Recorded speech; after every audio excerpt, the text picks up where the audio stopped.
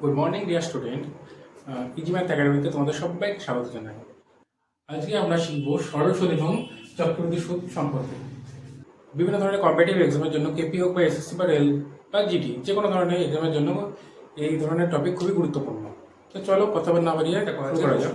আজকে আমাদের টপিক বলা আছে 640 টাকা 5% সুদের হারে 2 বছরে সরল সুদ কত হবে, অর্থাৎ কত টাকা, অর্থাৎ সুদ বার করতে বলেছে। তাই সুদ অর্থাৎ আয় আয় সমান সমান কি হয় না পি আর টি বাই 100। এই একটা ফর্মুলা আছে, অর্থাৎ পি কত 640 ইন্টু আর এর মান হচ্ছে 5%, 5 গুণ টি এর মান হচ্ছে 2 বছর বাই 100। এবার আমরা কাটাকাটি করবো, এই শূন্যের সঙ্গে এই শূন্য একটা কাটবো, 5 দুপুরে 10 আর এই দুই কেটে গেল, অর্থাৎ কত পাচ্ছি আমরা 64, অর্থাৎ 64 টাকা। অপশন অনুযায়ী আমাদের দেখো বি অপশন। দ্বিতীয় প্রশ্নে কি বলা হচ্ছে, দ্বিতীয় প্রশ্নে বলা হচ্ছে যে 2500 টাকা 2 বছরের সরল সুদ যখন 200 টাকা তখন সুদের হার কত, অর্থাৎ এটা আমরা সরাসরি সুদের হার বার করবো। সুদের হারের ফর্মুলা হচ্ছে আর সমান সমান আর সমান সমান দেখো কি আছে, আর সমান সমান হচ্ছে বড় হাতের আয় অর্থাৎ সুদ into 100 by P into T. এবার আমরা মান বসাবো। আয় সমান সমান কত 200 টাকা বলা আছে, তো 200 গুণিত 100 বাই 2500 ইন্টু টাইম কত বছর বলা আছে 2 বছর, তো 2। তো কাটাকাটি করবো, মনে করো এই শূন্য এদিকে 2 শূন্য কেটে দিলাম, 25 4 25 100, এই দুই কাটা গেল, অর্থাৎ পড়ে থাকলে তোমার 4%। অপশন অনুযায়ী আমার অপশন সি সঠিক উত্তর। তৃতীয় নম্বর প্রশ্ন বলা আছে কোন আসল যদি সরল সুদে 5 বছরে দ্বিগুণ হয় তবে সুদের হার কত, অর্থাৎ 5 বছরে কত হবে দ্বিগুণ হবে।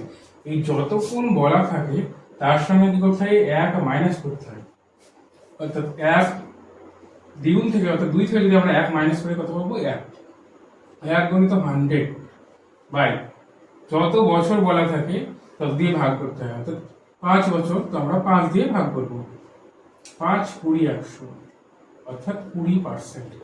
অপশন অনুযায়ী আমার অপশন নম্বর বি একদম সঠিক উত্তর। আচ্ছা চলো নেক্সট কোশ্চেনে যাই। 4 নম্বর প্রশ্নকে বলা আছে 4000 টাকা কত বছরে সুদ 800 টাকা হবে যখন সুদের হার 5%। এবার বছরের হিসাব দেওয়া অপশন দেওয়া আছে, তা আমাকে জানতে যাচ্ছে কত বছর, টাইমের ফর্মুলা।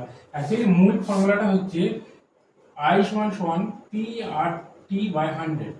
তো এখান থেকে আমরা টি এর মান বার করবো, অর্থাৎ টি অর্থাৎ টাইম। তো টাইম সমান সমান কি হবে, দেখো টাইমের যে ফর্মুলাটা, টাইমের ফর্মুলা হচ্ছে তোমার I into 100 by P R. Actually আমরা এখানে মান বসাবো, তো আই মানে কত, আই হচ্ছে আমার 800 টাকা, তাহলে 800 গণিত 100 বাই পি, তাহলে 4000 টাকা ইন্টু সুদের হার 5%। এখানকার এক শূন্য, এখানকার একটা শূন্য, আর 400 দুগুণে হচ্ছে 800, 5 দুগুণে হয় 10, অর্থাৎ 2 কোথায় 4, অর্থাৎ হলো অপশন নেই 4 বছর। তো 4 বছর পর ওটা সুদের হার 5% হয়। পরের প্রশ্নটা দেখো কি বলা আছে যে কোনো আসলের 10% হারে 3 বছরের চক্রবৃদ্ধি সুদ 1655 টাকা হলে সরল সুদ কত। এটা চক্রবৃদ্ধি সুদ দেওয়া আছে, আসল দেওয়া নেই, কিন্তু তোমাকে জানতে চেয়েছে যে সরল সুদ কত হবে, তাহলে আসল আগে বার করে নিতে হবে। তো যেহেতু এই যে 10% এর ভ্যালু কত, 10% মানে হচ্ছে 1/10।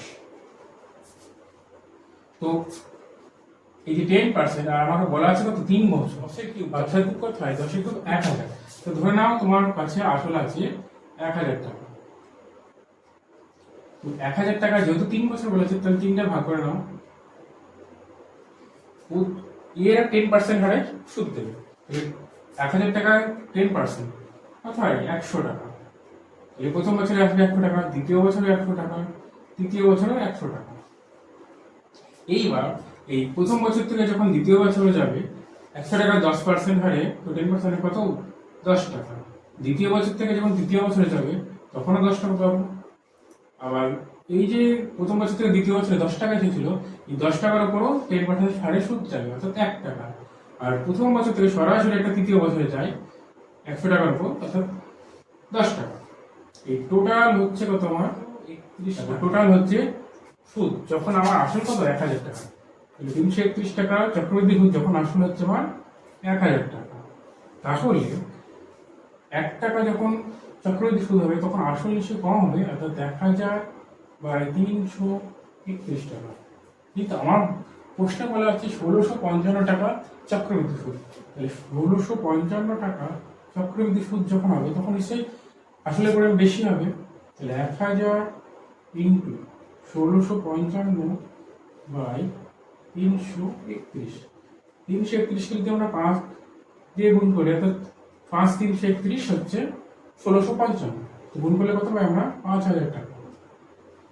এই 5000 টাকা হচ্ছে আমার আসল, কিন্তু আমাকে জানতে চাইছে সরল সুদ। এবার সরল সুদের ওই যে ফর্মুলা PRT/100, তো আমরা হচ্ছে বার করবো, অর্থাৎ I = PRT/100। তো P পেলাম আমরা কত 5000 টাকা। তাহলে 5000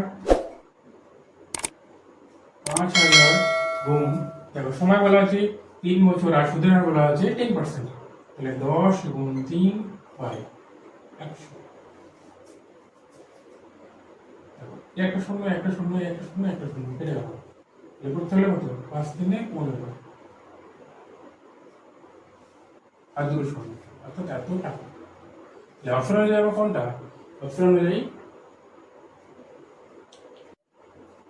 দেখো এখানে অপশন ভুল দেওয়া আছে, তো তোমরা একটা বলে নাও যে একটা ই নম্বর বলে অপশন আছে, সেটা হচ্ছে 1500 টাকা।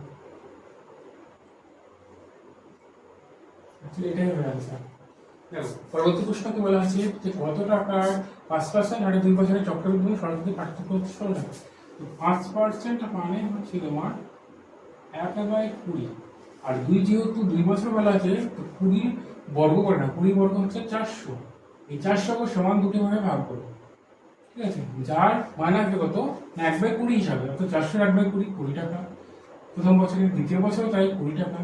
এই 20 টাকা থেকে দ্বিতীয় বছরে এর আবার সুদ যাবে 20 টাকার 1/20 হচ্ছে 1 টাকা। আর আমার বলা আছে যে চক্রবৃদ্ধি এবং সরলবৃদ্ধির পার্থক্য 16 টাকা, কিন্তু আমরা পেলাম এইটা হচ্ছে চক্রবৃদ্ধি এবং সরলবৃদ্ধির পার্থক্য 1 টাকা। তো 1 টাকা যখন পার্থক্য তখন আসলে হচ্ছে আমার কত 400 টাকা। ঠিক যখন 16 টাকা পার্থক্য হবে তখন আসল কত হবে? তো 400 × 16 করে দাও, 400 টাকা কত হয় 64, আর ডবল দুটো ছিল অর্থাৎ 6400 টাকা। অপশন নেবে অপশন টি। দেখো পরবর্তী প্রশ্ন বলা আছে যে 2500 টাকা 4% হারে 2 বছরে চক্রবৃদ্ধি এবং সরলবৃদ্ধি পার্থক্য কত? তো 4% মানে হচ্ছে তোমার 1/25, আর যেহেতু তোমার 2 বছর বলা আছে তো 2 বছর মানে তুমি 25 বর্গ করে না, 25 বর্গ 625, 625কে সমান দুটি ভাগে ভাগ করো। 625-এর 1/25 মানে হচ্ছে 25 টাকা, 25 দ্বিতীয় বছর ঠিক 25 পাবো, সরলবৃদ্ধির ক্ষেত্রে সমান হয়। আর প্রথম বছর থেকে দ্বিতীয় বছর একটা আসবে 1/25 হারে, অর্থাৎ 1 টাকা। এবার যেহেতু আমার আসল দেওয়া ছিল আমরা আসল করা ধরেছি 625, এই 625 টাকা যখন আমার আসল তখন চক্রবৃদ্ধি এবং সরলবৃদ্ধির পার্থক্য হচ্ছে 1 টাকা। তাহলে 1 টাকা যখন আসল হবে তাহলে পার্থক্য কম হবে, অর্থাৎ 1/625। কিন্তু যখন আমার আসল হচ্ছে 2500 টাকা, 2500 টাকা, তখন আমার চক্রবৃদ্ধি সুদ এবং সরলবৃদ্ধির পার্থক্য আসবে, অর্থাৎ 1/2500/625, 25 দিয়ে কাটবো, 25 25 625, আর 25 25 আর দুটো 25 4 100, অর্থাৎ 4 টাকা। দেখো অপশন আছে কোনটা? Option D. দেখো আমরা পরবর্তী প্রশ্নে কি বলা আছে না 100 টাকা 2 বছরে সুদে আসলে 121 টাকা হলে সুদের হার কত? যেহেতু আমার 2 বছর বলা আছে তাহলে এই যে 100 টাকা এবং 121 টাকা এদের কি করবো আমরা বর্গমূল করে দেবো। 100 বর্গমূল এবং 121 বর্গমূল, 100 বর্গমূল করলে পাই আমরা 10 টাকা, আর এদিকে 121 বর্গমূল করলে পাই 11। এদের যে পার্থক্য কত বলা আছে 1 টাকা। 1 টাকা পার্থক্য যখন আসল কত, আসল ধরো 10 টাকা, 1/10, 10 টাকা শুধু হচ্ছে 1 টাকা, তাহলে 100 টাকায় কত? এই শূন্য শূন্য কেটে দাও, অর্থাৎ 10, তো 10%। তাহলে অ্যান্সার আমার অপশন এ। পরবর্তী প্রশ্ন বলা হচ্ছে যে কোনো আসল চক্রবৃদ্ধি সুদের হারে 5 বছরে দ্বিগুণ হয়, তবে কত বছরে 8 গুণ হয়? 5 বছরে যদি দ্বিগুণ হয় কি 8 বছরে কত গুণ হবে? তাহলে এই ক্ষেত্রে দ্বিগুণ, অর্থাৎ 5 বছরে হচ্ছে তোমার দ্বিগুণ, তাহলে 8 গুণ হতে, 8 গুণ, 8 গুণ মানে কত? 8 মানে হচ্ছে এখানে 2 এর পাওয়ার হিসেবে করবো 2 এর কিউব, তাহলে এখানেও 5কে আমরা গুণ করবো 3 দিয়ে, অর্থাৎ 5 3 15।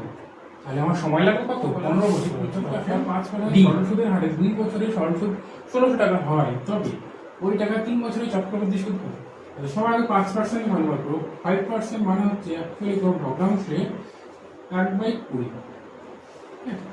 তো এই যে 1600 টাকা বলা আছে সরল সুদের হারে, 1600 টাকাকে 2 বছরে ভেঙে নাও, যেহেতু আমার 2 বছর বলা আছে, এই 1600 টাকাকে আমার আসলে জানা নেই, 1600 টাকা 2 বছরে ভাঙলে কত পাবো? 800 টাকা, একটাও 800 টাকা। সরল সুদের ক্ষেত্রে প্রত্যেক বছর সমান সুদ পাওয়া যায়। এবার যেহেতু আমার 3 বছরে চক্রবৃদ্ধি সুদ যা দিয়েছে, অর্থাৎ 3 বছরে একটা সরল সুদও থাকবে, তো সেটাও ধরো 800 টাকা। 3 বছরে সরল সুদ হলো 3 বছরে সরল সুদ আমরা পেয়ে গেলাম। এইবার এই যে প্রথম বছর থেকে দ্বিতীয় বছরেও হারে একটা সুদ আসবে 800 টাকার উপর, তো 800 টাকার 1/20 কত হয়? 40 টাকা। এই দ্বিতীয় বছর থেকে তৃতীয় বছরে যাবে এই একই হারে 40, আর এই যে 40 টাকা দ্বিতীয় বছর আমরা পেয়েছিলাম এর উপরও আসবে 1/20 হিসাবে 2 টাকা। আর এই প্রথম বছর থেকে সরাসরি একটা তৃতীয় বছরে যায়, সেটা হচ্ছে আমার 40 টাকা। এবার সব কটা যদি আমরা যোগ করি 3 8 কে 24, অর্থাৎ 2400 যোগ 4 3 12, 120, আর এই যে 2 যোগ করলে কত পাবো? 2 2 5 এই যে 2, অর্থাৎ 2522 টাকা। অপশন অনুযায়ী অপশন বি একদম কারেক্ট অ্যান্সার। ভিডিওটি যদি ভালো লাগে তাহলে লাইক শেয়ার সাবস্ক্রাইব করো এবং আমাদের উৎসাহিত করো। ধন্যবাদ।